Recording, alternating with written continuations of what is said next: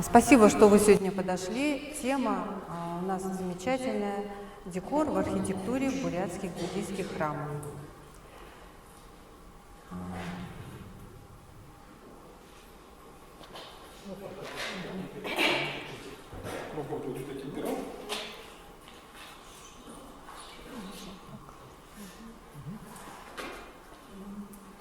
Архитектура. Область, конечно, прекрасная, серьезная от того, что мы живем в этой городской среде, она вокруг нас. Архитектура самая мощная из всех видов искусства, воздействует на человека, так как не только потому, что оно вбирает в себя другие виды искусства, как живопись, скульптуру, декоративное искусство, но так как еще это на стыке творчества и точных наук, черчения, рисунка, музыки и тектоники. Помните, еще Виктор Гюго, он в одном из романов назвал архитектуру застывшей музыкой, потому что по своей мощности она напоминает действительно звучание какого-то симфонического оркестра. И, наверное, это очень важно, когда архитектура нам близка и понятна, она идет из каких-то корней и традиций.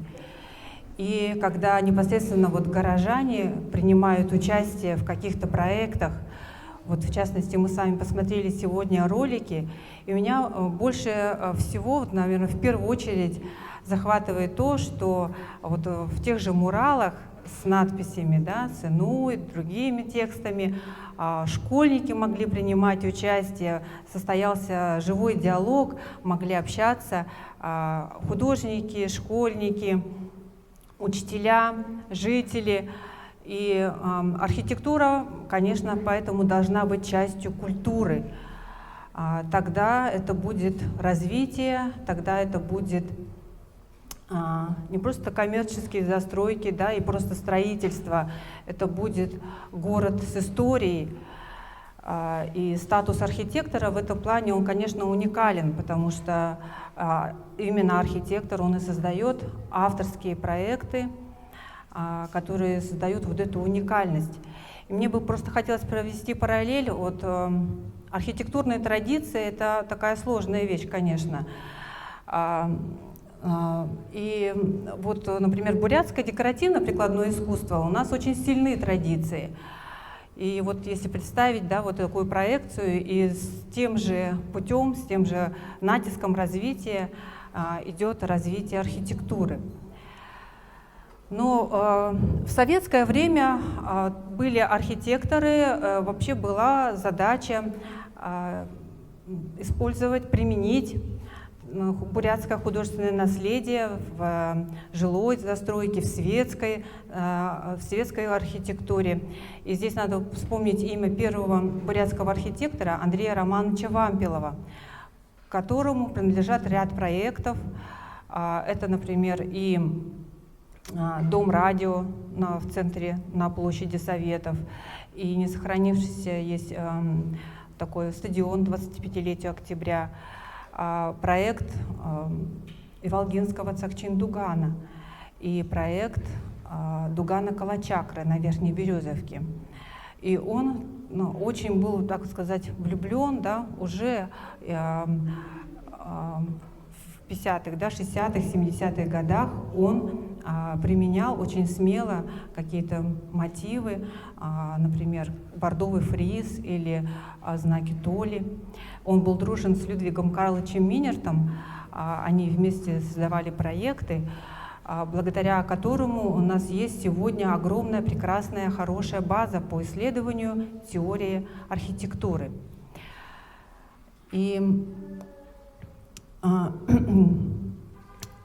это как раз-таки план Гусинозерского дацана, сделан рисунок с фотографией Людвигом Карловичем Минертом. Бурятские дацаны, феномен бурятской истории, культуры, центр просвещения, медицины, книгопечатания, искусства. Феномены отчасти от того, что это был народный такой, да, проект, потому что строились дацаны всегда на пожертвования. Каждый человек мог участвовать, внести свою лепту. И строились дацаны методом народной стройки. Поэтому вот это наследие, оно близко каждому.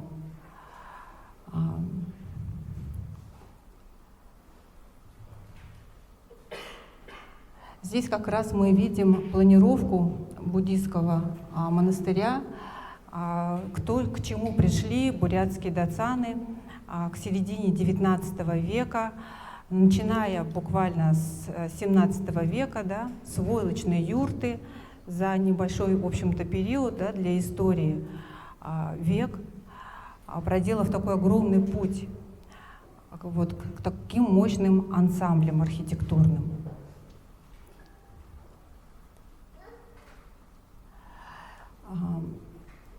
Уже бурятская интеллигенция в начале XX века прекрасно понимала красоту, богатство этого наследия. И здесь хотелось бы упомянуть о первых и, к сожалению, последних, да, экспедиторов по бурятским дацанам, так как потом грянули репрессии, поэтому их труд замечателен тем, что уже вот в этом первом опыте они сразу запечатлели основные моменты. Это Роман Мартыгеев, Петр Домбинов. Их труд об искусстве бурятских дацанов есть в открытом доступе. И они исследовали, да, игитуйский дацан, тамчинский дацан, и по заданию Бурят-Монгольского комитета Буручкома. То есть в начале XX века было это стремление найти диалог с советской идеологией, советской властью. Какой-то диалог, чтобы были перспективы и использовать этот потенциал. Эти процессы, они проходили и в области каллиграфии, да, и в области медицины, и вот в области бурятского буддийского наследия, в том числе и архитектуры дацанов. И кто знает, как могло бы развиться это искусство, если бы не репрессии. Но вот спустя столько времени мы сегодня многие, да, вот сейчас вспоминаем, как будто какая-то родовая память просыпается у людей, и они с глубоким интересом смотрят, да, исследуют вот эту вот старомонгольскую письменность монгол-бичик, искусство дацанов. И вот этот период, начавшийся в 80-х годах, он уже, наверное, подходит к какому-то завершению. И сегодня, в начале уже 21 века, да, уже скоро будет это треть 21 века, необходимы какие-то уже количественные результаты. То есть исследование восстановления дацанов, что дальше? Ведь и буддийское искусство, оно не стоит на месте, оно сегодня открыто к диалогу. Даже вот в контексте деятельности Российского фонда поддержки буддийского образования и исследований мы видим по результатам буддийского первого форума, да, второго форума проходят различные проекты с различными институциями бурятских дацанов и, например, образовательных учреждений, наших институтов.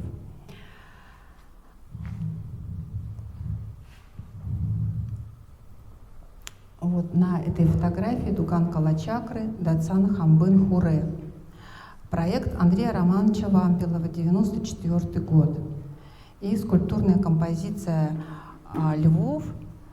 Вот они здесь, да, находятся перед входом в Дацан. Автор Дмитрий Будажабе.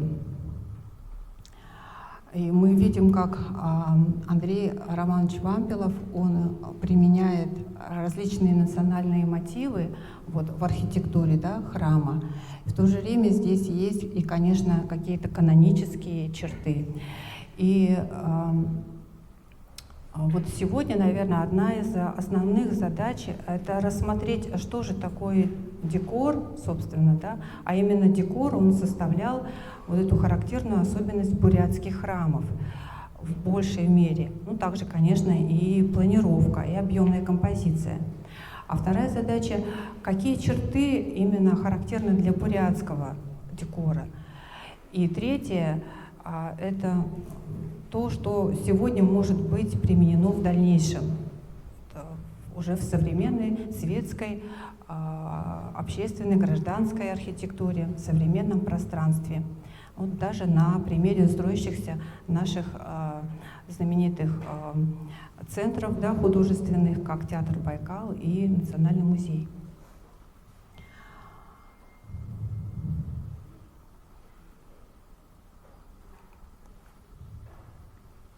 Если вспомнить кратко, да, историю развития бурятских датсанов, то мы увидим, что буквально 70-е годы 17 века, конец, да, последняя треть 17 века, были зафиксированы путешественниками войлочные юрты, буддийские передвижные храмы. Например, один из таких вот, это Сартульский датсан, войлочная юрта, которая была основана в 1707 году. Здесь мы видим, как уже в середине XVIII века второй по счету буддийский датсан, Цангольский, да, который находится в Кяхтинском районе, датсан Балдан-Брейбун, он становится деревянным. Он становится деревянным. Это вот план, да, и фасад, западный фасад. Ну, получается, вход отсюда. Так. Вот он так выглядит. Опять же, рисунок Минерта с фотографии 1890-х годов, до того, как он был перестроен в трехэтажный каменный. В 1750 году, примерно в это же время, аналогичный чертеж, аналогичный план был создан для Гусиноозерского датсана. Цангольский, он строился под руководством Дашадаржо Заяева, а Тамчинский, Гусиноозерский датсан, он под руководством Ажымбе Ахалдаева.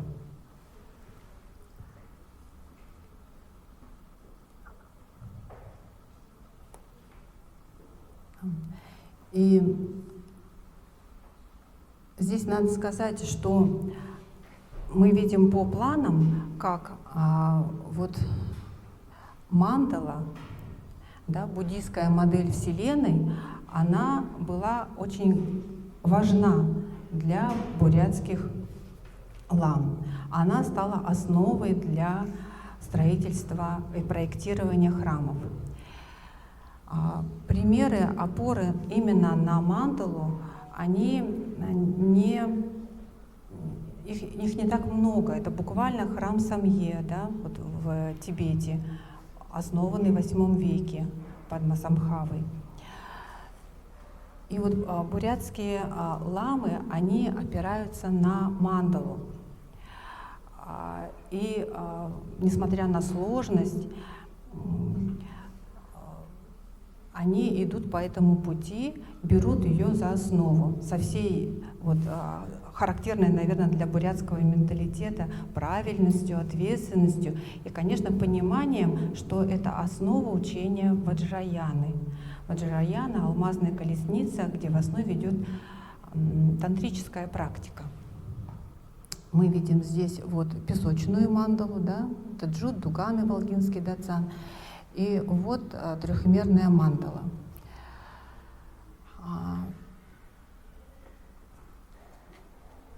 Мы видим здесь вот эти 4 стороны света, да, океан, окружающий мандалу, и на вершине гора Сумеру. Очень это сложный, конечно же, концепция, сложнейшая концепция, которой посвящены вот просто многотомные, да, труды. То есть, ну, я думаю, что вот я не смогу, да, рассказать, что такое мандала. Это макрокосмос, и опять же связь микрокосмоса и макрокосмоса, то есть человека и огромного пространства, где все взаимосвязано. И каждое наше движение, каждая какая-то вещь, она имеет какой-то отзвук в большом вот этом микрокосмосе. И мы вот здесь вот видим, да, как бурятские ламы, они вот воспроизводят вот эту мандалу, 20-гранный храм. Так. И рубежной датой такой для развития истории бурятских датсанов становится середина XIX века, когда выходит в 1853 году положение о ламайском духовенстве.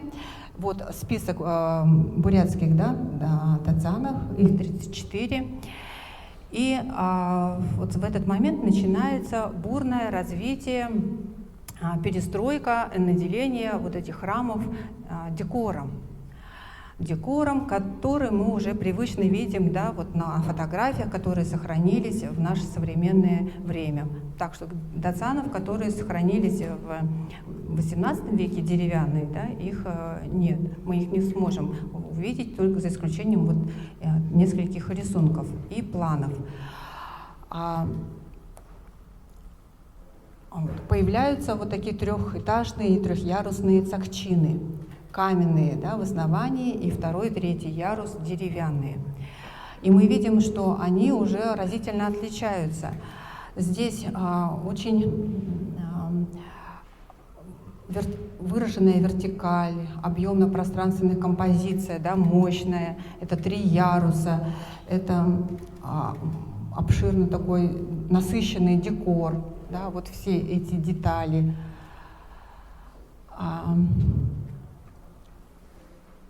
Середина, да, XIX века. И вот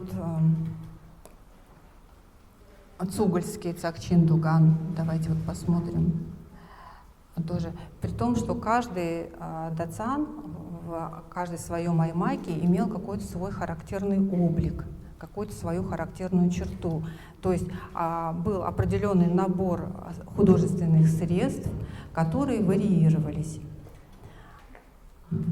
Например, отличительной чертой цугульского датсана являются вот эти лестницы чугунные, отлитые на Петровском заводе, с очень красивым ажурным литьем и фигурками львов-арсаланов. Да. Цакчин Дуганы Волгинского датсана.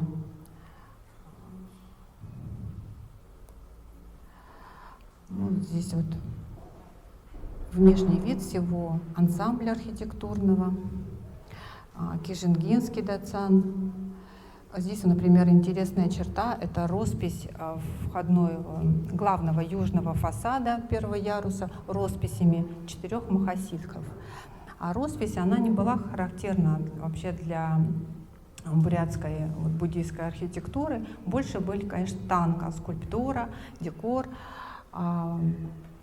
Вот в Кижингинском мы видим роспись.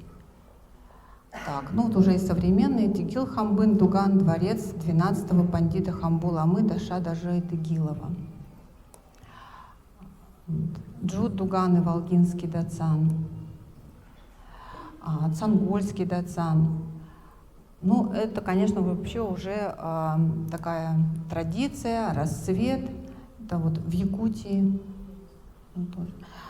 Портик Чойра Дугана. С каждым датсаном связана целая история. Да? Здесь один из первых проектов реставрации тамчинского датсана был создан Ириной Геннадьевной Васильевой. проект реставрации Гусиноозерского дацана, где она разбирала вплоть до какого цвета пол, какого цвета столбы. Они находились в плачевном состоянии, да, 3 дацана, которые сохранились: Сокольский, Огинский и Тамчинский. И здесь большую роль сыграл Варк и личность Дашини Мудугарова, которые формировали вот эти экспедиции реставрации. И сами ученики Варка, они говорили, еще бы прошло, вот, например, там 5 лет, там было просто нечего было реставрировать, например, как они моменты, да, вот Эдуард Павлов мне рассказывал, вот по каким-то еле-еле видным следам на двери они вырисовывали, прорисовывали узор, который находился там, и вот восстанавливали таким образом резьбу. Ну, это был, конечно, большой праздник для всех, когда был открыт Тамчинский дацан. И вот архитектурный декор, да, вообще его можно условно так разделить на строительно-конструктивный, на такой охранно-благопожелательный и символы веры. Ну, так условно, да, чтобы нам было удобнее его рассматривать. Строительно-конструктивный декор, он связан с системой ордера. Ордер — это опора и перекрытие. Ордерная система есть не во всех, да, культурах, не во всех странах. Вот бурятская архитектура, она опирается на ордер. Это тоже о многом говорит, о стремлении бурят вот к такой ясности, понятности, да, конструктивности, четкости, какой-то геометричности. И к строительно-конструктивному, да, относится вот эта колонна, опора, кронштейны и так, здесь плохо видно. Так, сейчас. Да, вот такая деталь, как хопто, это капитель, и от нее отходят 2 крыла кронштейнов, которые называются номо. Вот это часть опоры. Сама колонна, завершается капитель хопто, от нее отходят 2 кронштейна. И перекрытия, они называются вообще в ордерной системе, мы используем европейские термины. Это архитрав, фриз, карниз. Да? В целом это называется антаблемент. Вот. Архитрав, фриз и карниз. Вот. Архитрав несколько имеет здесь, архитрав рядов, бордовый фриз и карниз. Архитрав состоит из нескольких рядов. Это вот ряд тоберу четкий, да, вот эти кругляшки. Это лотосовый ряд, бантаб. И это вот такой ряд интересным орнаментом, птичье гнездо, шубунхонок. Это как врезанный, да, внутрь такой угол из маленьких соты, да, соты, маленькие кубики, такие ступеньки. И видите, они еще раскрашены в цвета из традиционной пятитонной гаммы, традиционной, которые, вообще роспись многих деталей, и в то же время шубунхонок, она такая плавная, да? Мы знаем ее по градациям от светлого к темному, которые передают разные состояния человека. Помните, как вот самадхи, вот, слон, да, он постепенно очищался и стал в конце белым. И вот наши душевные состояния, они тоже как колебания, частоты такие, от светлого к темному.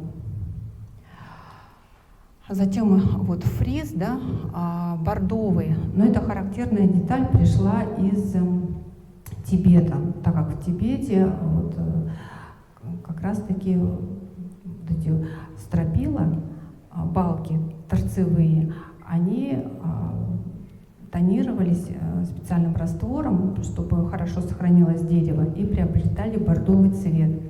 А в Бурятии эта часть, зрительно она, да, превратилась просто в бордовую такую бордовую линию.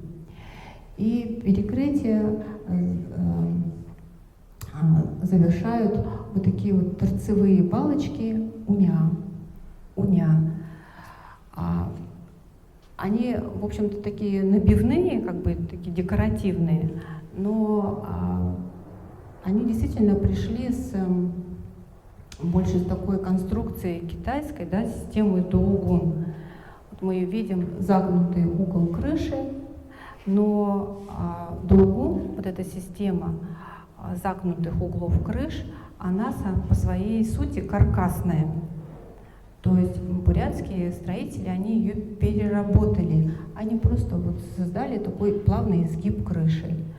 А сама по себе доугун — это как принцип ствола и ветвей. То есть это каркасное. Но такого здесь нет. Здесь просто плавный изгиб, и мы здесь не видим каркасной, да, конструкции. Вот строительно-конструктивный, да, декор. И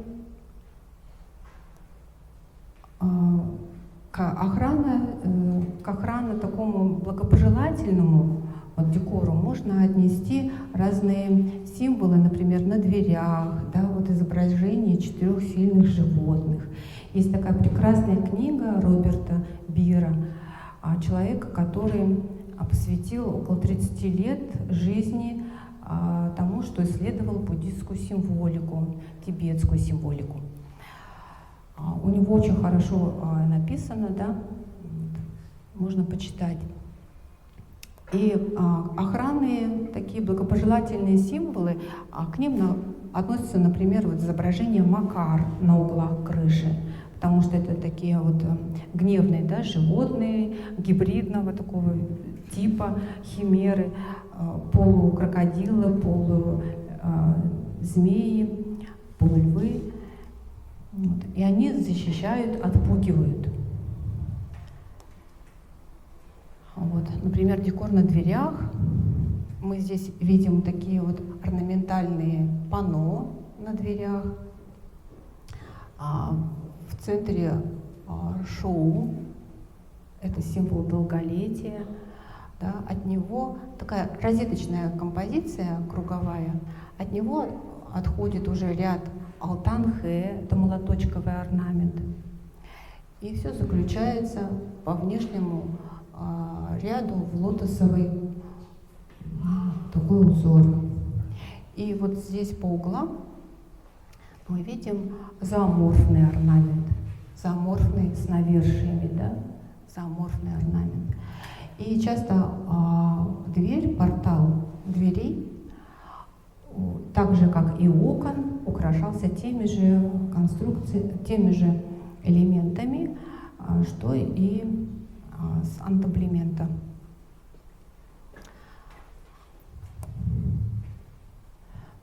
Вот такой пример благопожелательных символов в данном случае. Это Гилхамбын-дуга, второй ярус. Здесь мы видим 8 благопожелательных символов, которые выполнены в виде деревянной резьбы, да, ажурной.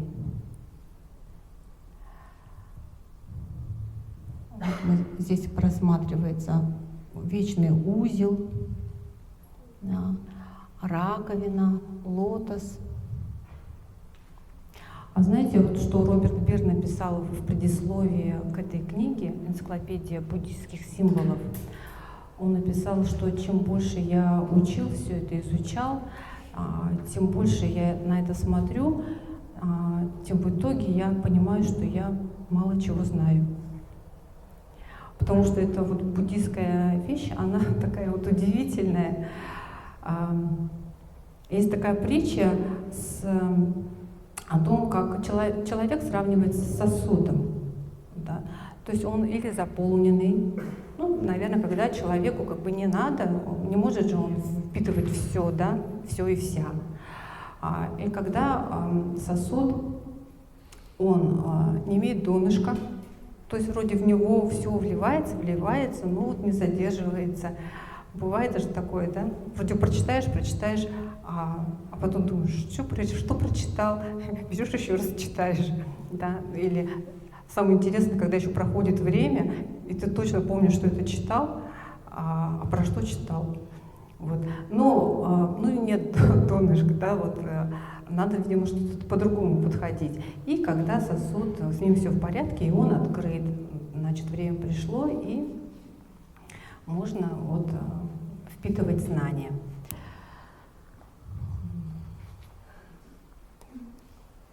Так, ну вот такая прекрасная резьба. Здесь изображен жалцан. Это знамя победы, знамя веры.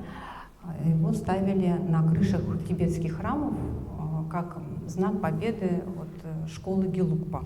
Ну вот он стал обязательным таким символом, да, жалцан. Он как раз вот из 5 цветов. Из 5 цветов: белый, зеленый, красный, желтый, синий. Символика, которая характерна вообще для буддийского искусства, бурятского искусства, 5-тонная гамма. Черный цвет, он в основном как контур, да, использовался, где-то что-то оттенял. И здесь символика 5 тхьяни Будды. Принцип вообще пути просветления в учении Ваджраяны, когда все наши отрицательные качества переходят в положительные.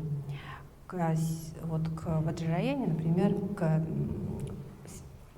качествам вот этого пути, к просветлению относятся беспристрастность, мудрость, воля, да, там, энергия.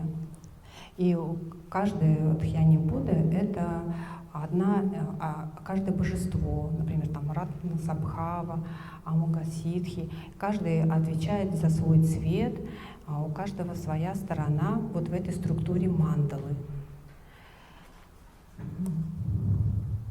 Так, вот такая прекрасная роспись с изображением Химарина, который несет чинтамани, да, драгоценности.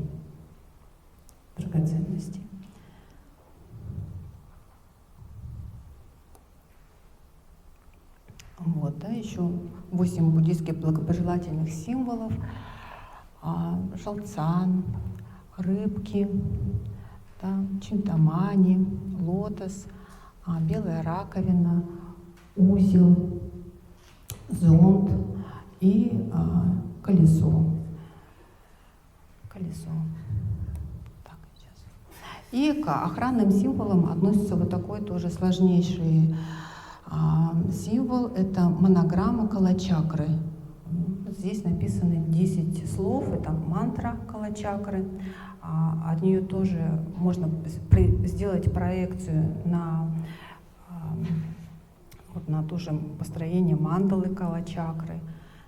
Такое очень сложное учение тантрическое. И вот, как пример, она находится на фасаде Цугульского дацана. Здесь мы видим такой охранный символ, видимо, на стене, да, дацана, в виде ваджи, от которой отходят растительные узоры.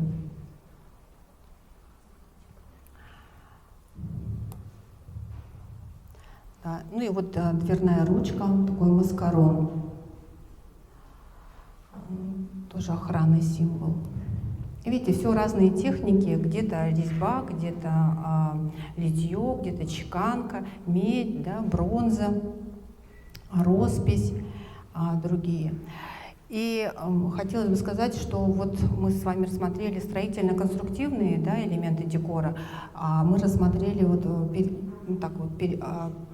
просмотрели примеры охранно-благопожелательной символики. И вот третье, наверное, символы веры. Те предыдущие, они могут варьироваться, как-то, значит, взаимозаменяться. А вот символы веры, вот эта часть декора, потому что декор — это вообще в целом система украшений, в которой может быть и мелкая пластика, и орнамент, и роспись, да, резьба орнаментальная, какие-то текстильные украшения. То есть декор — это в целом система украшений. И вот в данном случае вот такой вид декора — это символы веры, которые обязательны, канонические. Это композиция Чойхоро, Дхарма-чакра, колесо, которое символизирует восьмеричный путь, символ учения, да, просветления, которого достиг Будда, и две лани, первые слушатели проповеди Будды. Затем это, конечно же, обязательные, это стали такие вот зеркала, да, такие диски толи, которые, ну, толи вообще мелонг, да, зеркало по-тибетски, которые тоже призваны охранять, отпугивать злых сил. Но вообще зеркало — это часть подношения буддийского. Она символизирует пустотность и отражает то, что мы есть. Когда мы смотрим в зеркало, мы же видим себя, вот, то есть мы видим то, что мы есть. Поэтому зеркало, оно как бы беспристрастное такое. Ну и ганджир. Ганджир — символ веры на верхушке храмов. Он бывает двух типов: вазоподобный, как бумба, да, сосуд полный сокровищ, и в виде такого колокольчика, потому что колокольчик — это тоже священный, да, такой символ пустотности. Так, вот он, ганджир. Здесь, кстати, вот работа Баэра Намдака Чидармаева, который живет в поселке Исток, член Союза художников, вот его работа. То есть вот эта форма колокольчика, да, лотос. Из лотоса произрастает сосуд бумба, опять лотос. Вот.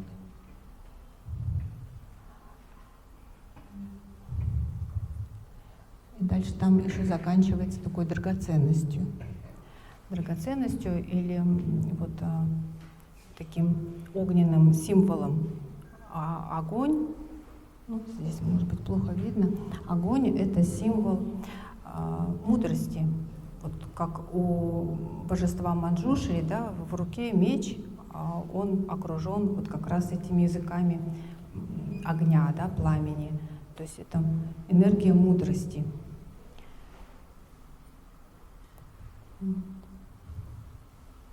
Тоже Баэр Намдакович Дармаев, «Восьмеричный путь». Такая, в общем, семантика. Ну, и вот уже эта композиция обязательная, да, ганджир и два жалсана. Вот это такие символы веры, обязательные в буддийских храмах.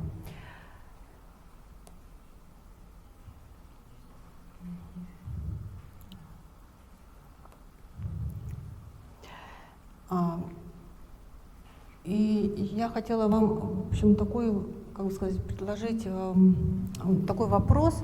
Вот, как вы думаете, с чем связано вот это бурное развитие декора, который вот опоясал, да, всю композицию, объемно-пространственную композицию бурятского храма и стал вот такой символической, да, вот этой концепции мандалы, потому что декор — это система, которая повторяет вот эту концепцию мандалы. Она ее усиливает, она ее выражает, она ее зрительно очерчивает, да, все вот эти контуры. Ну, вот как на первом слайде, да, мы с вами видели, и вот эти все линии карнизов, да, углы, точки. То есть если мы посмотрим на план Дугана сверху, то мы увидим как раз вот эту мандалу, которая была на первом слайде. Да, вот этот вот центр, вертикальная ось, да, вот эти углы и круг вокруг, круг схематичный, да, вот это все будет диаграмма мандалы. Квадрат в круге, да, проекция. Декор, конечно, его усиливает. И вот такой вопрос, вот в чем почему именно в XIX веке происходит такое мощное возникновение, практически подряд перестраиваются все бурятские дацаны.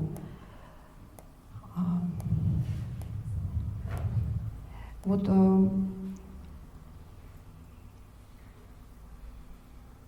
живопись буддийская танка, она начинает уже развиваться в XVII веке. В XVIII веке она была, но она все равно создавалась по образцу, по канону, да, буквально по методу калькирования. Вот этих техник, вообще работы с металлом, да, их буряты пока ими еще и сильно-то и не владели, вот этой чеканкой, филигранью. Она тоже пришла вместе с распространением буддийского искусства. Мы говорим, бурятское искусство, оно обогатилось буддийским искусством. И вот у меня такая гипотеза, что одним из таких мотиваторов к развитию бурятского буддийского декора стало развитие бурятского ювелирного искусства. Вот этих техник чеканки, потому что сразу перенести в монументальный масштабный объем, все это сделать в масштабе, да, архитектурном. Художники знают, что чтобы проработать один какой-то узор, это надо тренировать руки, да? Как мы приходили один раз со студентами к Чимитламе Таржиеву и сказали, а нам с чего начать вообще учебу? Вот мы хотим попробовать орнаменты прорисовать, да? Там, например, кронштейны с растительным орнаментом. Он говорит, ну вот этот орнамент 40 раз в день, вот этот орнамент 40 раз в день. Да? То есть надо было просто апробировать это все в каком-то материале. Мне кажется, что вот, наверное, может быть, ювелирное искусство с ее вот этой чеканной, да, проработкой линий, узоров, она послужила пониманием вот этих всех растительных мотивов, да, зооморфных мотивов, которые воплотились потом в декоре храмов. И посмотрите, то есть процессы шли параллельно. Развивается вот это бурятское ювелирное искусство тоже ранее, чем XIX век, нет этих произведений. Буряты до этого, у них орнамент был вот такой вот, да, более архаичный, спокойный, и техники были какие? Насечка серебром по железу. Вот, да, например, здесь зооморфный орнамент с навершием. И вот это именно чеканка, да, вот этих вот всех металлических вещей, а потом перенесение их в дерево, оно было связано с ювелирным искусством, возможно, потому что именно такой характер, если мы посмотрим на ювелирные произведения, то они вот такие же характерные для бурятского декора. Потому что вообще, если мы поставим параллель, какое искусство ближе архитектуре из всех? Ювелирное искусство.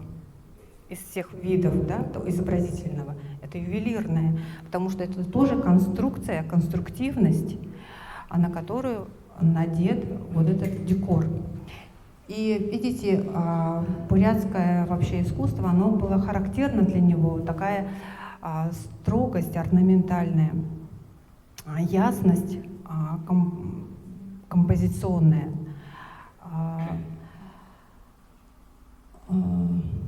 размеренность, такая созерцательность. Если мы сопоставим здесь бурятский нож, то мы увидим просто наполненность, да, всего, плотность большая будет узоров. А здесь мы видим очень размеренный ритм, очень ясную композицию. Вот они, да, улен, алхан-хэ, растительный орнамент, да, и дракон. То есть по своему характеру как раз вот здесь уже чувствуется вот этот декор.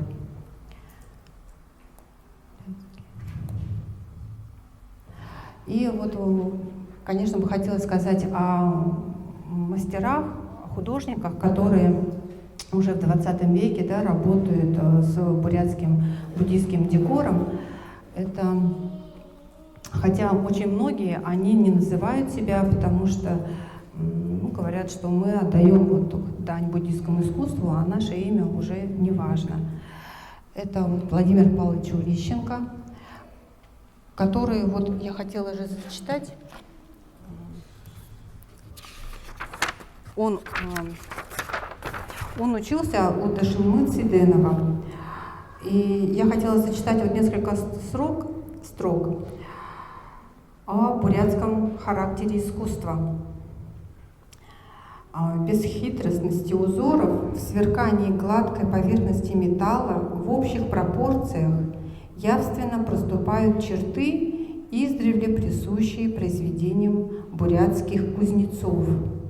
Идущая из глубины веков традиция продолжала свое существование параллельно с художественными формами иного характера, тесно переплетаясь с ними, часто подчиняя сложно-рельефные изображения фантастических животных в геометричные контуры и фигуры. Это я зачитала строки, да, о ювелирном искусстве, вот как раз Дашинимы Циденова, которого учился Владимир Павлович Урищенко. И вот эти строки просто хочется перенести и на бурятский буддийский декор. Это ясность, конструктивность, присутствие больше геометричного, да, такого орнамента. А буряты по своему характеру, по своему, видимо, менталитету вообще склонны все-таки к геометричному орнаменту. Даже академик Окладников, который исследовал неолитическую, да, вот керамику, вообще бронзовую эпоху Забайкалья, который именно ввел вот термин, что байкальское население, оно не пришлое, оно местное. И он говорил о бурятских узорах, что они прямо-таки геометрично-орнаментальные. И вот мы видим в бурятских дацанах вот это удивительное воплощение концепции мандала со всей правильностью математической, да, просто аккуратное перенесение диаграммы и ее усиливание цветом, очень мягким, плавным и в то же время насыщенным, потому что природа Бурятии, она такая контрастная по своему характеру, очень много желтого, очень много белого, зеленого, да, и в то же время красный, он не такой яркий, он ближе к бордовому, потому что использовались очень часто пигменты, да, которые привозились, но и земляные краски, минеральные краски. И вот посмотрите, декор, он прежде всего ясный. И вот возникает иногда вопрос о влиянии русской архитектуры. Несомненно, был опыт, наверное, вовлечение русских плотников, потому что опыта в строительстве высотных зданий у бурят не было. Но чисто технически все-таки. И это потому что у буряты тоже строили срубные юрты, да, деревянные. И да, задействовали, наверное, опыт именно опыт построения высотных сооружений, чтобы подчеркнуть вертикаль. И то, что вот у бурят очень в дацанах был развит именно такой подход к ясной конструктивности, выражается в большом акценте на портиках, которые четко выражены, да, именно южные такие портики. Здесь вот фотография Максима Цактовича Гамбоева, мастера, который работал долгое время на Верхней Березовке, в местности, в Дацанах, как скульптор и как резчик по дереву. И вот Эдуард Владимирович Павлов, тоже член Союза художников России, резчик по дереву и скульптор. Эдуард Павлов, он как раз воспитанник студии Варка, изучал минеральные краски, и вот одна из его прекрасных работ — это «Зеленая тара», традиционно кедр, роспись минеральными красками. Вот, наверное, бурятские мастера, они опирались на эту систему мандала и прорабатывали вот этот опыт декора, который усиливает мандалу в материалах, да, в дереве, наверное, больше в ювелирном искусстве, а потом перенесли его на дерево. И вот именно отличительной чертой уже бурятского декора конца XIX века стал деревянный декор, резной орнаментальный декор, еще покрытый росписью. Потому что дерево излюбленный, да, материал. И характерной чертой именно вот этой любви к дереву стало и формирование Орангойской школы мастеров, которую возглавил Санжит Цыбик-Цыбиков, прославленный наш скульптор. Вот о нем можно говорить как о школе. И вот посмотрите, какая прекрасная работа. Здесь и пластика тела, да, красивая такая, очень живая пластика тела, физическая такая, человечная, как будто эта девушка, она дышит, да, это богиня. И вот сам орнамент тоже четко очень прорисованный. Если мы вот, была бы возможность здесь у нас посмотреть фрагмент какой-нибудь кронштейна, да, бурятского цакчина, вот эту капитель, да, часть капители, но мы бы увидели, что она очень такая большая, резьба просто четкая, ясная, выпуклая, хорошо читаемая, такая контурная резьба. Они были просто же огромные, масштабные, да. Я вот была в гостях у Сандан Тугарова, который ушел, да, вот, из жизни. У него несколько было предметов. И я вот долгое время просто по книжкам уже вот читаешь книги, да, читаешь, представляешь вроде бы, а потом как-то в него попало, а у него, значит, несколько этих предметов. И я смотрю, вот такое, да, вот это намо огромное, вот в половину этого экрана, и на нем вот такая просто прочеканенная деревянная резьба, ясная, понятная, выразительная, и в то же время очень простая в своей выразительности. Так, это тоже работа Павлова, Эдика, роспись.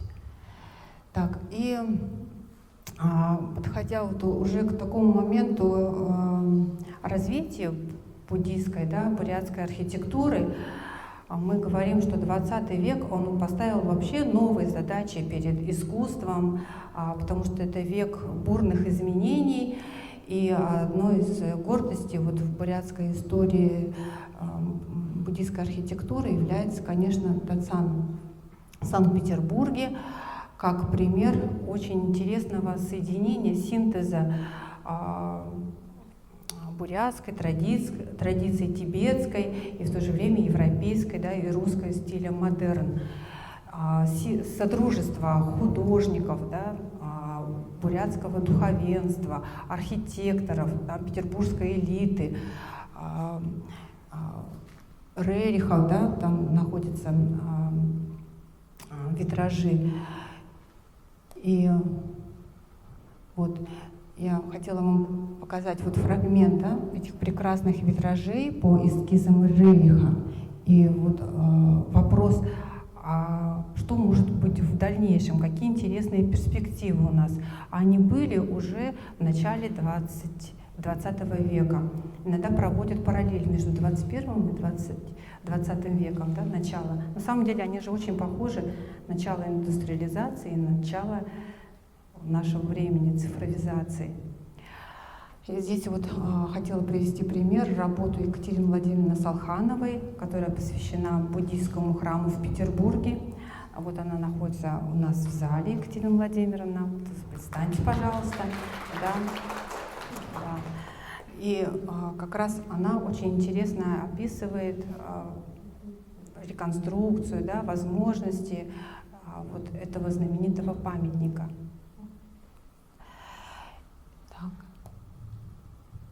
И у нас недавно открылся, да, новый цакчин в Волгинском Дацане. Вот его план. Мне дал его Сергей Дмитриевич Шабаганов, главный прораб.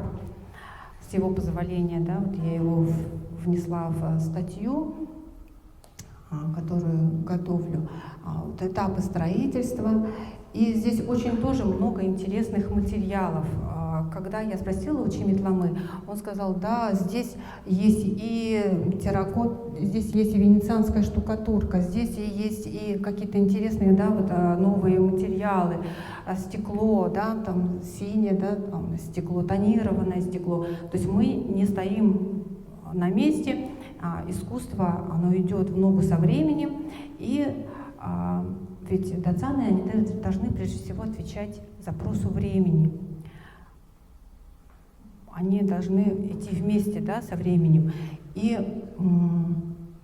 он сказал, что идея, концепция мандалы, она сохраняется, а вот внешние декоративные, вот, пожалуйста, да, какие-то интересные такие моменты, как декоративная штукатурка и возможность выбрать колер. Пример, когда педагоги и студенты кафедры декоративно-прикладного искусства могли вот пройти практику. Надо сказать, что практику проходили при вот поддержке, при консультировании, да, вот, художника танка, буддийской санхи Александра Рамовича Качарова. И был сделан договор между институтом, Восточно-Сибирский институт культуры, и Иволгинским дацаном. И проходили ребята практику. Вот здесь педагог, например, Мадыгмай Питияевна Дандарон, вот под руководством Чимитламы расписывали такие декоративные панно для потолка. Вот тоже студенты.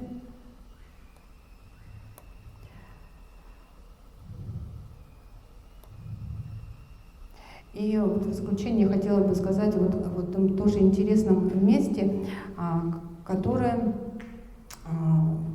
стоит на стыке религиозного, да, и светского. Это центр медитации, очень такое вот интересное название Аглак. А место, которое мы посетили с Александрой Никитиной, тоже впервые я услышала вот у Александра Арамовича, когда мы были и посетили, слава богу, это место. Вот основан он вот этой личностью Кунхин Пуревбатом. И место действительно такое интересное. Здесь можно проводить кемпинги, да, и пленеры, занятия со студентами. В то же время это и храм, там есть танка, аппликативный танка, очень красивый. В то же время это и парк. В парке очень интересно созданы произведения, как такие, да, вот на стыке вроде бы и канонической, в то же время мы понимаем, что это садово-парковая уже скульптура. Вот такие очень грамотные находки, которые синтезируют, да, популяризируют буддийское искусство, они вот были найдены им, Пуревбатом, и вот воплощены в таком прекрасном месте, как Аглак. Поэтому в бурятской буддийской архитектуре, да, в декоре кроется огромный потенциал, о котором отмечали еще исследователи начала XX века. И сегодня мы оглядываемся назад и понимаем, что это большое наследие. Репрессии хорошо вот прошлись по буддизму, а так как бурятское искусство, оно в основном все буддийское по своему характеру, да, то очень много пробелов. И тем не менее, вот мы живем, изучаем, стремимся узнавать, да, общаемся с вами, читаем книги, открываются выставки, уличные выставки, как вот сегодня «Мандала гармонии», где, вот я не помню, чтобы вообще, наверное, впервые, когда были бы представлены вот буддийские планы, да, буддийских храмов. То есть огромный потенциал кроется вот в бурятской архитектуре и в декоре, которая, наверное, ждет, чтобы мы его грамотно использовали и развивали дальше. И у нас наступил следующий какой-то новый интересный период в нашей истории, а мы стали его частью. Спасибо вам за внимание.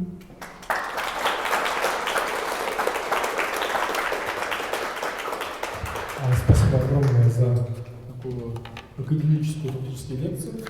Я предлагаю, если есть вопросы, посвятить часть нашей теории на вопросы.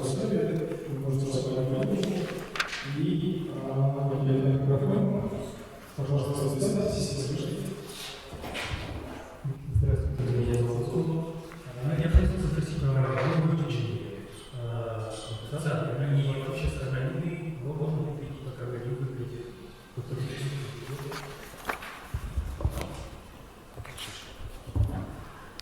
У нас, видите, нет ни фотографий, ни записей. И вот даже если мы почитаем, правильно же, да, Екатерина Владимировна? Когда мы даже почитаем Ксению Максимовну Герасимову, мы только даже можем предположить что-то о войлочных и тех же деревянных храмах. Но, судя просто по описанию, то, что они сохранились еще до середины XIX века, они были выглядели как бурятская войлочная юрта. Да, только внутри там ставилась божница Конгарга и стол для подношения шашлыка. Социально позволено изучать возможно, это очень похоже на военные полевые юрты, которые мы можем видеть сегодня, если вся охрана будет слушать. Белый войлок еще. Белый войлок.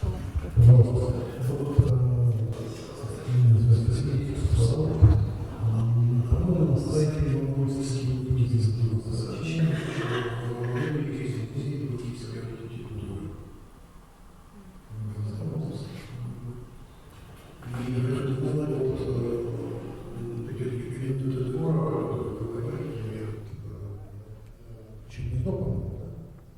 характерно только бурятского декора? Нет. Характерно для тибетского декора тоже. Да. Получили ответ, что... Да. Вот, видите, мне кажется, вот, да, спасибо вам за вопрос. Вот эти все наборы мотивов, да, это вот как единый такой набор. Просто вот в каждой стране был свой вариант, свое решение, как представить вот этот набор этих мотивов, элементов, на чем сделать акцент. Так вот тибетцы сделали, например, акцент на толи, а ведь это толи, да, как одно было из части подношений. Буряты очень делали много акцент на лотосе, да, на растительном вот этом мотиве бантап. То есть как выстроить все эти элементы, в какую систему, выбрать свой путь для того, чтобы прийти к просветлению. Спасибо. Еще вопросы? Сейчас, секунду. Первый был поднят от Хочу добавить молодому человеку, который про Юрия спрашивал. На территории Агинского Дацана летом ламы читают тоже в юрте. Там стоит юрта большая, вот где-то 80-е годы я застал, когда летом, когда жарко, открывают полок, и там можно вокруг юрты ходить, а внутри ставится на северной стороне алтарь, и ламы сидят с двух сторон и читают своих Куран, да, в юрте. Вот можно, наверное, по аналогии представить, что такие же войлочные большие люди передвижные. Вот в частности, первый Хамурама Заяев, насколько я знаю, отучившись в Тибете, свой первый дацан он поставил на границе нынешней между Монголией и Россией, вот в этих местах, где Балдан Брюгун Дацан стоит, а первый был войлочный Дацан стоял. И там обучались и монголы, и буряты вместе у Заяева. Уже потом позже построили деревянные, и уже в последнее время наш Хамбаламада Бая Шейх, он восстановил Балдан Брюгун и тканый Дацан уже.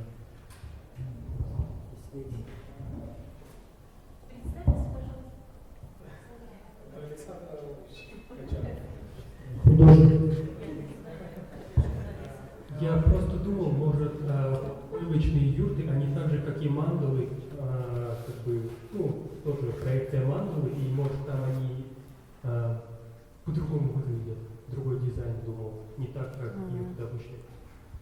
Я поэтому и спросил.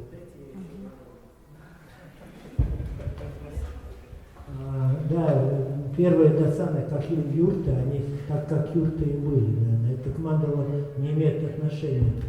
Я хотел попросить Туэна, там была ошибка, Пурабат родился не... Ой. Момент. Ой, извините. Да. И потом я хотел немножко добавить лекцию, очень хорошая лекция, спасибо. Но я бы сказал, что не надо делать большой акцент на мандалах. Дело в том, что изначально индийская мифология и индийская система строительства буддийских храмов очень повлияла на буддизм.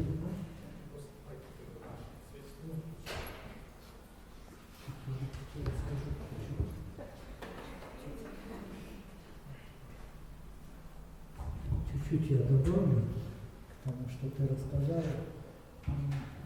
В Индии первые буддийские храмы, есть целая система, как строились индуистские буддийские храмы, и они строились по древнеиндийским представлениям, что в центре Вселенной стоит гора Сумеры, да, и она является центром Вселенной, и вокруг нее расположены континенты там и так далее. Да? Так вот, когда строили храмы в Древней Индии, они строили зал, в котором на крыше устанавливалось нечто в виде супругана нашего. И потом еще дальше, и это символизировало вот эту гору Сумеру, уходящую вверх. И как бы вот по разным уровням этой горы располагались разные миры, где разные боги существовали, до самого Верховного Бога. И когда он спускался вниз через эту систему всю и входил в этот зал, вот в этом месте нисхождения рисовали мандалу этого божества. И алтарей не было никаких. И вот вокруг этой мандалы можно было делать гуро, ходить. И люди приходили в зал, делали гуро вокруг этой мандалы Верховного Божества, садились рядом и размышляли об этой божественной природе Верховного Божества, допустим, Брахмана, да, которая разлита во всей Вселенной и есть в человеке тоже. И правоверный индус, он считал, что в нем есть атма, его божественное я, или его там душа божественная. И путем размышления он приходил к тому, что и природа Брахмы, и природа атмы – это одно и то же. И понимал недвойственность, и понимал единение с Богом. И в этом смысле храм был местом, где можно было прийти к пониманию своей божественной природы или раскрыть природу Будды. И вот это вот Аксис Мунди, центр нисхождения, он находился ближе к стене, где у нас сейчас алтари находятся. И конструктивно архитектура уходила вверх. Потом был зал и был портик. И потом первые буддийские храмы в Тибете строили по таким же принципам. И, допустим, в портике были колонны, которые обозначали, допустим, начало буддийского пути. Там было 4 колонны, это как 4 благородные истины, которые нужно было постичь, чтобы войти в буддийское учение. Потом зал, вот этот главный, он мог стоять на 8 колоннах или 16. И 8 означали восьмеричный путь благородный, или 16 видов постижения пустотности, постижения догмет, анатмы. И только после этого мы проходим к той точке мандали, в которой мы можем постичь свою сокровенную природу Будды. И таким образом храм буддийский по первоначальным таким идеям представлял путь совершенствования человека до своей сакральной природы и реализацию этой природы. Вот. Потом уже в монгольском мире этот акцент сместился действительно в сторону как мандали. Уже не было вот этой вот вертикали, да, которая должна была указывать на мандалу, к которой мы подходим и делаем гуру. уже центр юрты, да, находился по центру этого помещения, да, а алтарь находился там. И получается, что если сохранять вот эти вот представления древнеиндийские, божество входит через центр крыши, да, и попадает не в алтарь туда, где мандала, а попадает в пустое место, где мы в центре зала находимся. Понимаете? Многие вещи, но в этом смысл дальше рассматривали как принцип мандалы, поменялись акценты. Потом в Махаяне появился концепция трех тел Будды, и уже 3 этажа Дацана означали 3 тела Будды. Наверху была Дхармакая, потом Самхогакая и Нирманакая, наиболее фундаментальное каменное основание, и 2 декорированных верхних было 2 сакральных тела Будды, которые нужно было реализовать в процессе совершенствования. Вот.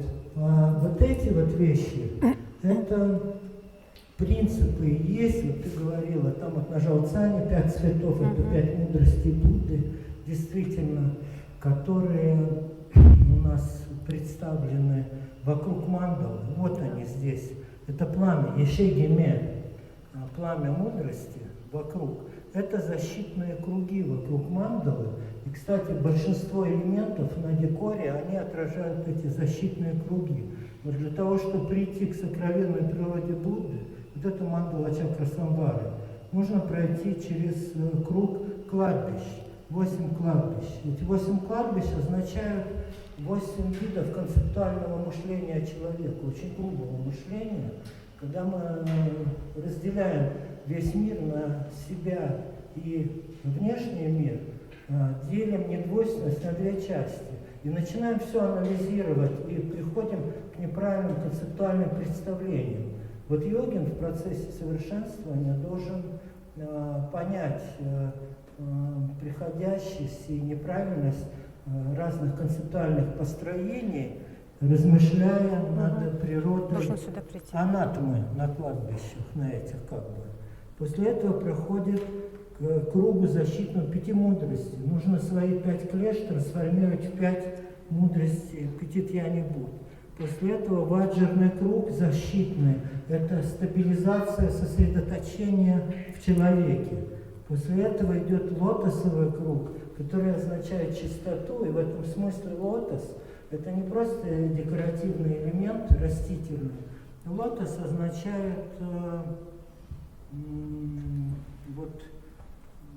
и в контексте того, что это основание, на котором божества сидят, и в мандалах, означает, что человек по своей мотивации, устремляющийся к совершенствованию, он,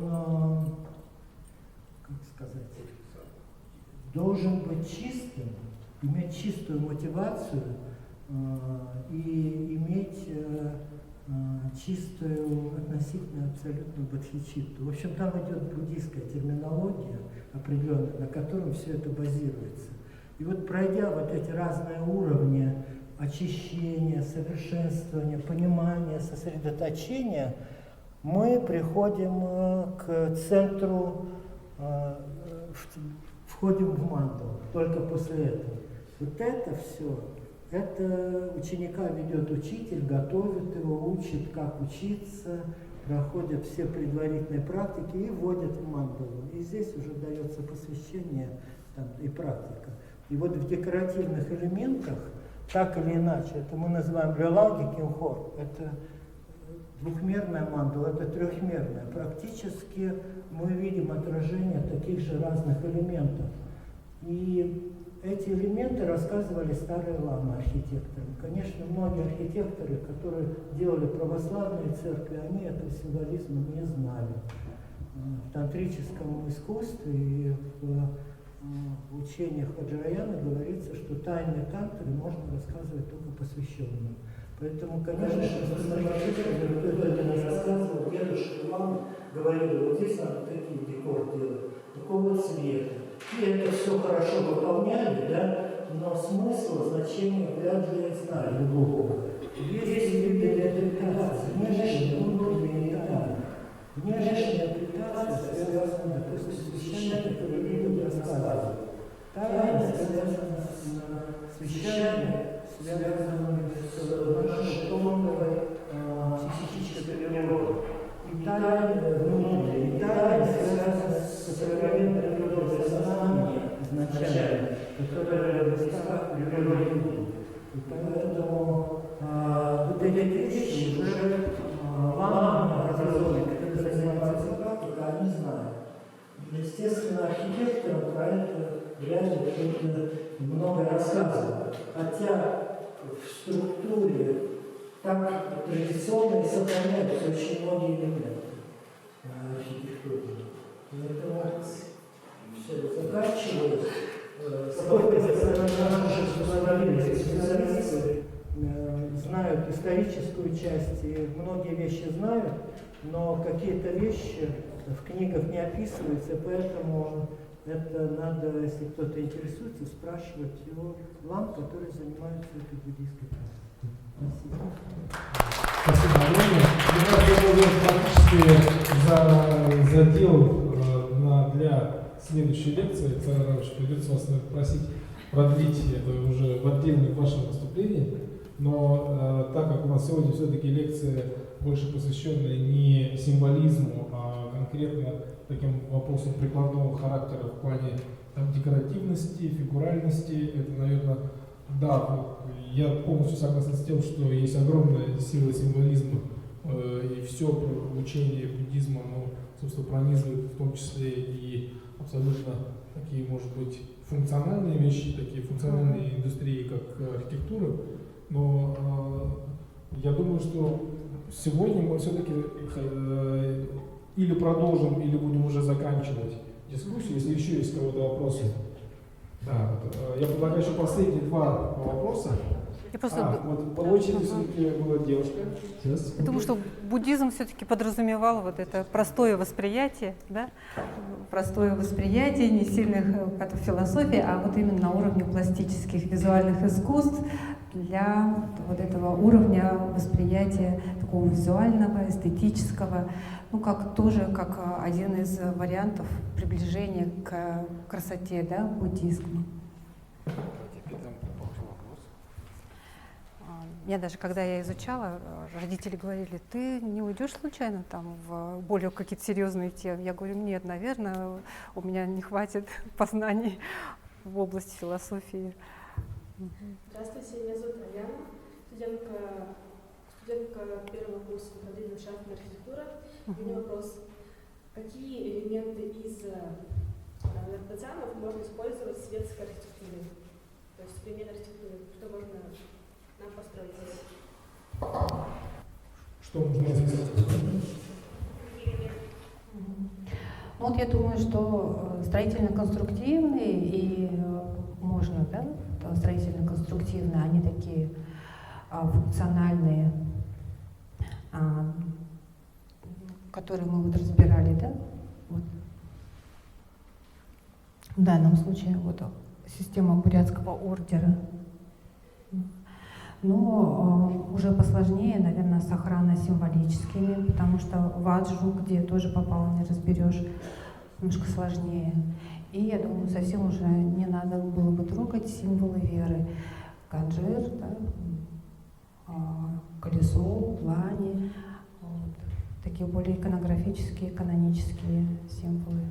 А вот охранно-символические, ну, мы условно с вами так их называем, да, и конструктивные, да. Тем более уже был опыт, вот Андрей Романович Вампилов, когда создавал проект стадиона, посвященный 25-летию, в книге Минерта есть, он там как раз очень увлеченно делал вот эти карнизы, консоли и даже вот эти бордовые фризы акцентировал.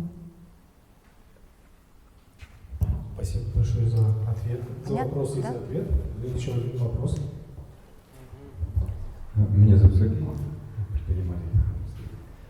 Скажите, пожалуйста, вот можно провести какие-то параллели и отличия категории буддийских храмов Урумки и Тургы?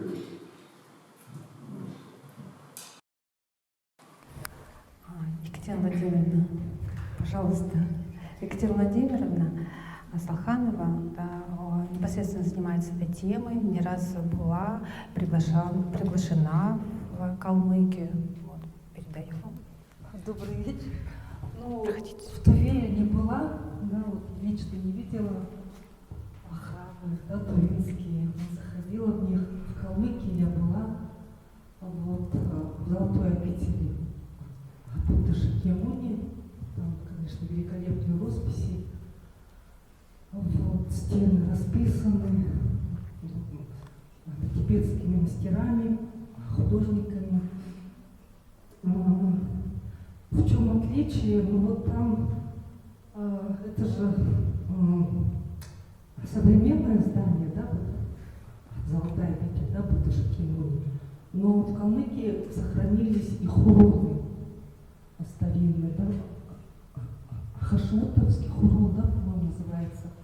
Ну вот и там вот очень сильное влияние все-таки русской архитектуры, я считаю, да, русских церквей, храмов, все-таки они на тибетские не столь похожи и на бурятские, да, да, потому что именно в Бурятии собственный стиль архитектуры Татсанов выработался. Вот собственный стиль, вот очень уникальный. И в этом отличие вот от калмыцких, вот и тувинских храмов. Вот. Спасибо большое. Финальный вопрос. Да. Это не вопрос, это все-таки, наверное, комментарий. Вот вопрос о том, что использовать в современной архитектуре здания, извините, что так мелко, там узнаваемое здание. Да, это здание Национальной библиотеки.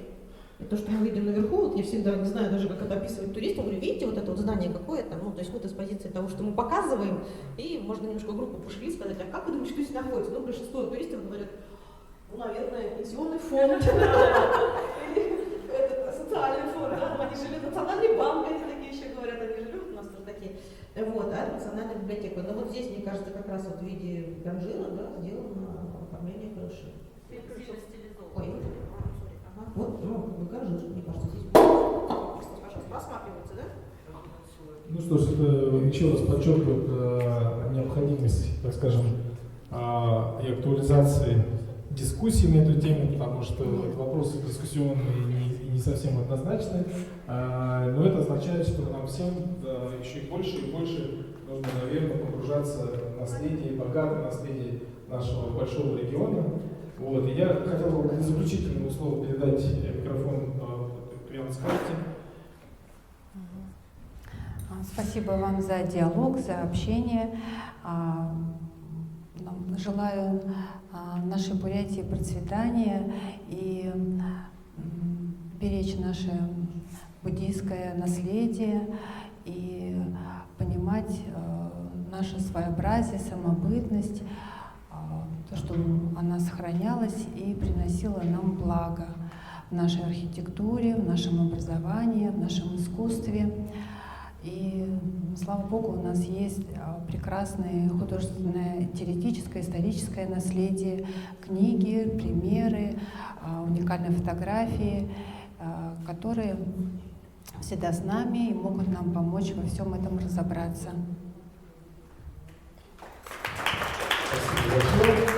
Ну, всем от себя и от команды и Национального музея и Центра креативных индустрий еще раз выражаю благодарность и напоминаю о том, что в рамках большого публичного лектория, который называется «Сыну Эрдым», «Сыну здания», в нем есть цикл «Хранители традиций», который мы делаем совместно с Национальным музеем. Зимой у нас были прекрасные лекции с Урунханды Дашнимаем Сертыповой, осенью Татьяной Анатольевной Бараноевой. Также до этого мы записали, вот сейчас у нас в общей сложности свыше 11 прекраснейших лекций, в том числе и лекции Александра Аврамовича Качарова. Обязательно зайдите к нам на соцсети, в первую очередь в YouTube, если у вас работает VPN. А если он не работает, то на YouTube у нас залиты самые последние лекции, они тоже будут продуктивны. Поэтому еще раз спасибо всем, приходите, обязательно возьмите там визиточки и прочее. Ну и если у вас будет возникнуть желание горячее поделиться донатами, там есть специальная коробочка. Ну, спасибо большое. И спасибо вам, Лена. Поэтому следите за нашими новостями, скоро их будет много. Вы пересдавать-то не будете ее? Классная же книжка. Спасибо. У нас вон гиды, сейчас бы ее расхватали. Серьезно. Да. Не будете пересдавать? Ну, пока нет. Пока, да. Ну, ладно. Спасибо.